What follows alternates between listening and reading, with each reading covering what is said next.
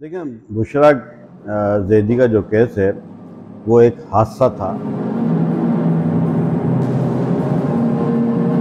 जिस वैगन में वो सवार थी उससे उतरते हुए वो हादसे का शिकार हुई। ट्रांसपोर्ट मकामी लोगों का था और ना ही पुलिस मकामी थी।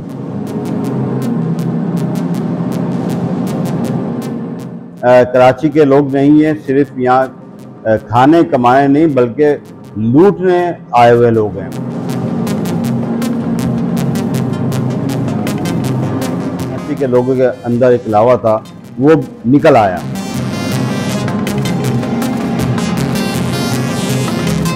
डीजे पे सड़कों पे आग लगा दी, कर्फ्यू लग गया, गाड़ियाँ जलने लगी। एक बुनियाद बन गई हंगामा आरआई के महाजिर और ख़ास तौर से पश्तून के खिलाफ।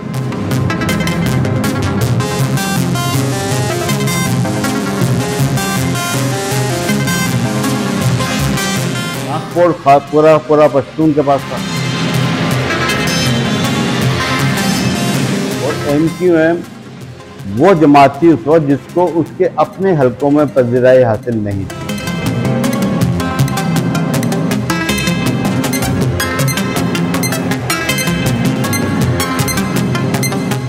पश्तून वर्सेस महाजिर शुरू हो गए। रावपुर का जो था एक बड़ा अड्डा था मुनशियात का, खास तौर से, और अफगानियों की आमद के बाद वो अफगानियों का गढ़ बन गया था।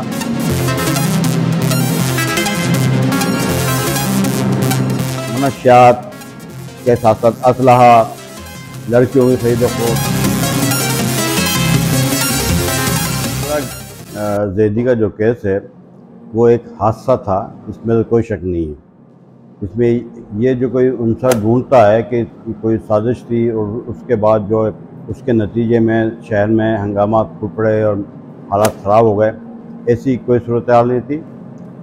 केस के हादसे के मुतालिक मुख्तलिफ आ रहा है कि जिस वैगन में वो सवार थी उससे उतरते हुए वो हादसे का शिकार हुई या उससे उतरने के बाद पीछे आने वाली दूसरी वैगन से वो उसके हादसे का शिकार हुई। तो ये तो इसमें है, लेकिन ज़्यादातर लोग ये कहते हैं कि वो एक वैगन से तो उतर गई थी, जब वहाँ से उतरी तो पीछे आने वाली वैगन ने उनको कुचल दिया। ये हादसा अब चूँकि एक खातून थी, एक लड़की का हादसा हुआ था और उस वक्त जो कॉलेज का रश भी था, आवाम भी बहुत थे, तो उस सूरत हाल को, और वो जो इलाका है नाज़िमाबाद का वो वैसे ही कॉलेजों का इलाका है, करीब करीब में बहुत से कॉलेजेस थे। जब इतना वहाँ पहुँची तो सब लोग पहुँच गए वहाँ, इफ्तार आया तो हंगामा शुरू हो गया, जलाओ घेराओ, गाड़ियों को जलाना, आग लगाना, ये सारा सिलसिला शुरू हो गया। लेकिन इसके पस मंज़र में थोड़ा सा ये है कि कराची में जो ख़ास तौर से ट्रांसपोर्ट की और पुलिस की जो सूरत हाल थी उन दिनों में, क्योंकि ना तो ट्रांसपोर्ट मकामी लोगों का था और ना ही पुलिस मकामी थी। और ये भी रिकॉर्ड पर चीज़ें हैं कि बहुत से जो हमारे पुलिस वाले थे उनकी अपनी गाड़ियाँ चलती थी, इनकी वैगनें चलती थी, बसें चलती थी। तो ये एक आम तासुर था कि भाई ये कराची के लोग नहीं है, सिर्फ यहाँ खाने कमाने नहीं बल्कि लूटने आए हुए लोग हैं। तो जब ये चीज़, अच्छा, जो रवैया वैगनों का होता था, कंडक्टर्स का और ड्राइवर्स का बसों में, वो भी ख़ास तौर से ख़वातीन के लिए तौहीन आमेज़ होता था, धक्के भी होते थे। तो एक लावा तो बिल्कुल पक रहा था कि इनका रवैया सही नहीं है। ये हादसा हुआ तो वो सब पूरा अंदर से जो कराची के लोगों के अंदर एक लावा था वो निकल आया और उसने नतीजे पे सड़कों पे आग लगा दी, कर्फ्यू लग गया, गाड़ियाँ जलने लगी। एक बुनियाद बन गई हंगामा आरआई की और दूसरे मायने में मैं कहूँ कि सियासी तौर पर या कराची के महाजिर और ख़ास तौर से पश्तून के ख़िलाफ़, क्योंकि ट्रांसपोर्ट पूरा पश्तून के पास था। आबादी जो कॉलेजों में जाने वाली थी या दफातर में जाने वाली थी वो सारे उर्दू स्पीकिंग या 90% महाजिर जिसको कहा जाए वो लोग थे। तो ये एक तजाद बन गया जिसने बुनियाद बनाई, आगे तक चलता रहा सूरत हाल, और फिर इसने फिर सूरत हाल ने थमने का नाम नहीं लिया। ये सूरत हाल आज तक चल रही है।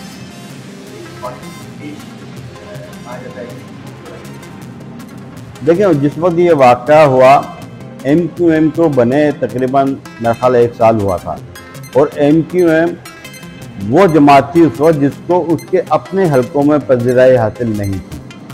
तो ये कहना कि वो उसको फौरी तौर पर उसने कैश किया, ये मुमकिन है।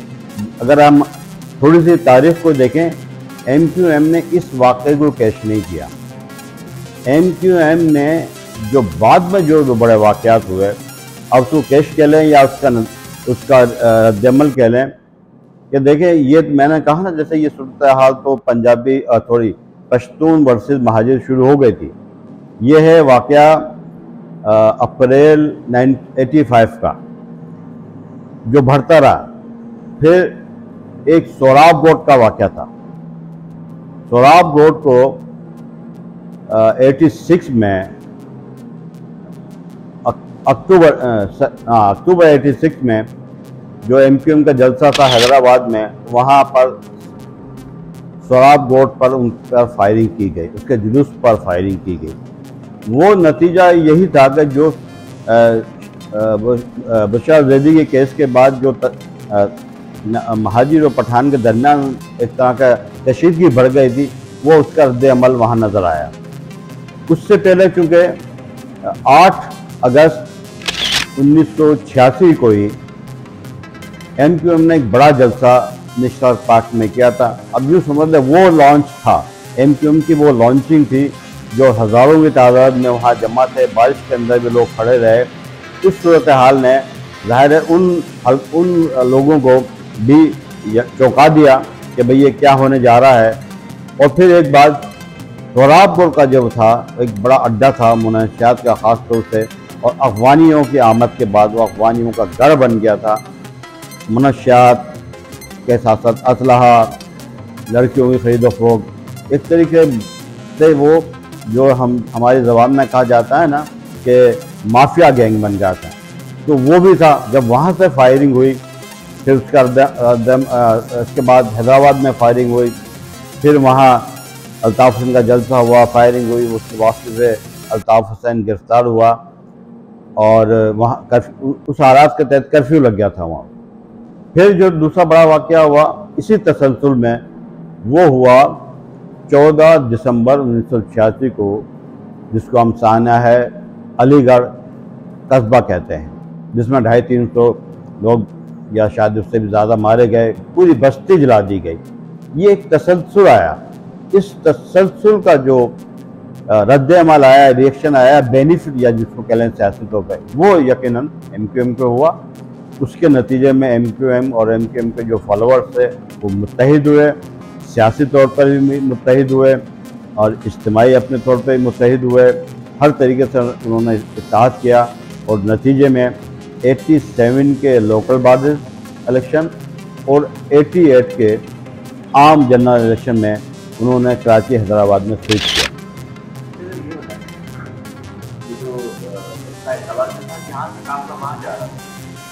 जी, जलसा हैदराबाद में था, मेरा ख्याल है 30 अक्टूबर शायद, जहाँ तक मुझे याद पड़ता है 30 अक्टूबर 86 का वो दिन था। तो जैसे जलसों में होता है, कराची में कोई जलसा है तो हैदराबाद से सक्खर से लोग आते हैं, वहाँ जलसे होता तो यहाँ से लोग जाते हैं।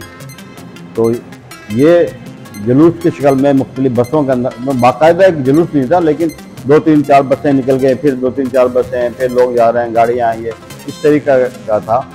तो जिस पर सोराब रोड से फायरिंग हुई, यहाँ भी हंगामा आराई हुई। फिर उसके बाद जब हैदराबाद पहुँचे तो वहाँ मार्केट चौक पर, वो भी एक पठान का होटल था, वहाँ से उस पर फायरिंग हुई। तो एक ज़ाहिर अफरा तफरी मच गई। जलसा तो हो गया अल्ताफ़ हुसैन का, लेकिन उसके नतीजे में फिर पूरे शहर में हंगामा आराई हो गई थी। और जब वापस अल्ताफ़ हुसैन को सुपर हाईवे से नहीं आए, तो वो आ रहे थे नेशनल हाईवे से, तो घग्गर फाटक के बाद उनको गिरफ्तार कर लिया गया था।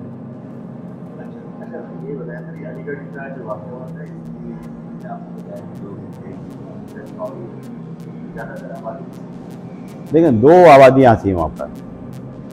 दोनों आबादी में एक तो बिहारी बहुत ज़्यादा थे, हम जिसको नहीं आइडेंटिफाई करने के लिए कहना पड़ता है कि बिहारी थे, और थोड़े बहुत पठान और पंजाबी भी थे, लेकिन वो बामुश्किल 10% हो गए। और महाजिर आबादी जो थी वो कुल कस्बा कॉलोनी और अलीगढ़ कॉलोनी। अलीगढ़ देखें आप, नाम से ही जाहिर है वो अलीगढ़ से वो उसका हुआ था। कस्बा का नाम जो है वो पठान के हवाले से है। तो वहाँ पर अक्सरियत में, यानी यूँ कह लें कि नान पश्तून और नान पंजाबी थे। अक्सरियत जो थी वो महाजिरीन की थी, बंगालियों की थी, बिहारियों की थी। वो बाकायदा वो नहीं मुतासर क्या बल्कि निशाना बनाया गया, इनको टारगेट किया गया। शायद वो मेरे नज़दीक मैं समझता हूँ कोई इजी टारगेट क्यों था, क्योंकि वहाँ दोनों आबादियाँ करीब करीब थी। एक तरफ पश्तून आबादी थी तो दूसरी तरफ जो था ये बिहारी और बंगाली आबादी थी। अच्छा, पश्तून आबादी का एक बहुत बड़ा आबादी को इस्तेमाल किया गया, लेकिन असल में वो माफियाज के लोग थे ना, जो खासतौर से सोराब गोट से बैठ कर सब मतलब कमांड कर रहे थे हर चीज़ का। वो उन लोगों ने वहाँ के पश्तून को, जो मेहनत कश लोग थे, जो मेहनत मजदूरी के लिए यहाँ आए हुए थे, वहाँ रह रहे थे, उनको इस्तेमाल किया, उनको असलाह दिया, या खुद उनके अंदर जाकर लोग बैठ गए।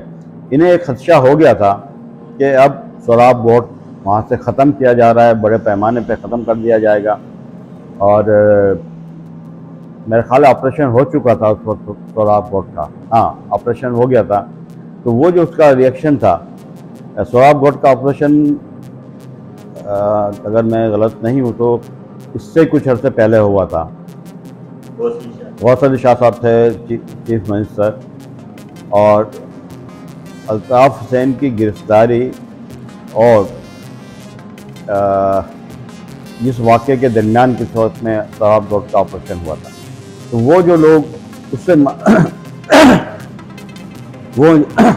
वो जो माफिया थी, वो जो उसके माफिया को कमांड कर रहे थे जो लोग, जब उन्होंने अपना पूरा निज़ाम तलपट होते देखा तो उन्होंने उस रिएक्शन में वहाँ की अपनी हम ज़बान, हम क्या कहना चाहिए नस्ल लोगों को इस्तेमाल किया। और ज़ाहिर है उसमें थोड़ा जज्बात भी आ जाते हैं, अपनायत आ जाती है, तो लोग इस्तेमाल हुए और एक बड़ा सानहा जो है पाकिस्तान की तारीख में वो हुआ।